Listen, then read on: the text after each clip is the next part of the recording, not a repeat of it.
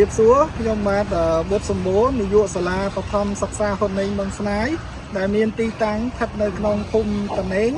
សង្កាត់សម្បូរមាសក្រុងកំពង់ចាមខេត្តកំពង់ចាមសាលាបានដំណើរការរយៈពេល12ឆ្នាំហើយសាលាបានជំរុញនិងលើកទឹកចិត្តឲ្យដាំបន្លែដោយមានកិច្ចសហការជាមួយនឹងមន្ត្រី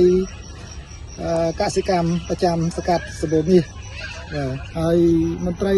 គាត់បានជួយផ្នែកដាំដុះនិងបច្ចេកទេសប៉ុន្តែជាដំបូងនោះគាត់បានជួយតាំងពីការលើកដីធ្វើរោងកាប់ដីដាំបន្លែទាំងអស់នោះគឺមានតកួនមានស្ពៃមានសាឡាត់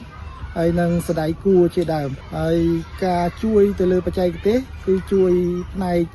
ថែទាំផ្នែកប្រើប្រាស់ជីធម្មជាតិជាពិសេសការប្រើប្រាស់នៅជីកំប៉ុស្តទឹកជីកំប៉ុស្តគោកថ្នាំធ្យូងជីវៈ